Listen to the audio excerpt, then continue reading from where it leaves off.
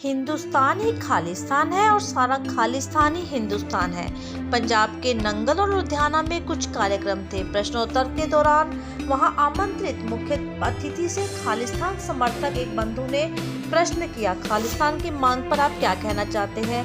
मुख्य अतिथि ने उत्तर दिया, जब देश को और धर्म को आध्यात्मिकता से ओतप्रोत शीश देने वाले वीरों की आवश्यकता थी, तब पिता दशमेश गुरु गोविंद सिंह जी महाराज ने खालसा पंथ का सर्जन करते हुए संत सिपाही परंपरा की नींव डाली, जिसमें हर जाति, वर्ण और क्षेत्र के लोग शामिल हुए ताकि धर्म बच सके। यानी खालसा पंथ लोगों को, समाज को, राष्ट्र को जोड़ने के लिए आया था, लेकिन दुर्भाग्य से कुछ लोगों ने इस पवित्र शब्द का दुरुपयोग कर इस शब्द का प्रयोग भारत को तोड़ने के लिए और लोगों को बांटने के उपयोग में लाया और नाम दिया खालिस्तान। तो ऐसे करने वालों को ये जरूर सोचना चाहिए कि वो दशम पातशाह की शिक्षाओं का अनुकरण कर रहे हैं या उसके विपरीत जा रहे हैं। उन्हें ये सोचना भी चाहिए कि उनके आचरण से पवित्र खालसा शब्द शोभित हो रहा है अथवा इस पवित्र शब्द का दुरुपयोग हो रहा है। इसके बाद एक और प्रश्न है, सतगुरु नानक देव जी की प्रैक्टिस स्थली तलवंडी साहिब वर्तमान पाकिस्तान में है। चतुर्थ पातशाही गुरु रामदास जी की प्रैक्टिस स्थली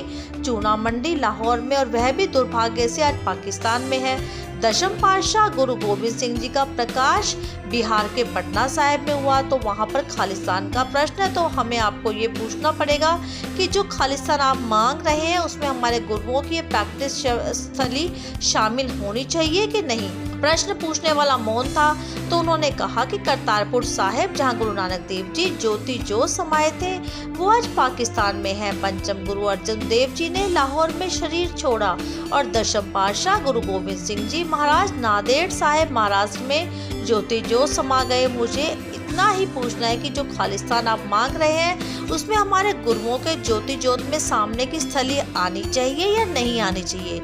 दशमेश पिता ने जब खालसा सजाया था तो शीश देने जो पंच प्यारे आए थे उनमें से एक भाई दयाराम थे जो लाहौर से थे, दूसरे मेरठ से भाई धर्म जी, तीसरे जगन्नाथपुरी उड़ीसा के हिम्मत सिंह जी, चौथे द्वारका गुजरात के युवक मोहक्कम चंद जी और पांचवे कर्नाटक के बीदर से भाई साहिब चंद जी। तो प्रश्न ये है कि उस खालिस्तान के अंदर इन पंच प्यारों की जन्मस्थली होनी चाहिए या नहीं होनी चाहिए। सिख धर्म के अंदर 5 तख्त बड़ी महत्ता रखते हैं। इनमें से एक तख्त श्री पटना साहब में है जो बिहार की राजधानी पटना शहर में स्थित है। 1666 में गुरु गोविंद सिंह जी महाराज का यहाँ प्रकाश हुआ और आनंदपुर साहब में जाने से पहले उन्होंने यहाँ अपना बचपन बिताया और लीलाएं की। इसके अलावा पटना में गुरु नानक देव जी और गुरु तेग बहादुर जी के पवित्र चरण पड़े। एक और तख्त श्री हजूर साहब महाराष्ट्र राज्य के नांदेड़ में है। तो प्रश्न ये है कि ये सब पवित्र स्थल खालिस्तान में होने चाहिए या नहीं होने चाहिए। इतना कहकर वे रुके और आगे भी कहा, महाराजा रणजीत सिंह ने जिस विशाल राज्य की स्थापना की उसकी राजधानी लाहौर थी। उनके महान सेनापति हरि सिंह नलवा की जन्मस्थली और शरीर त्याग स्थली दोनों ही आज के पाकिस्तान में है। इसके अलावा अनगिनत ऐसे संत जिनकी वाणी पवित्र गुरु ग्रंथ साहिब में है वो सब भारत के अलग अलग स्थानों में जन्मे।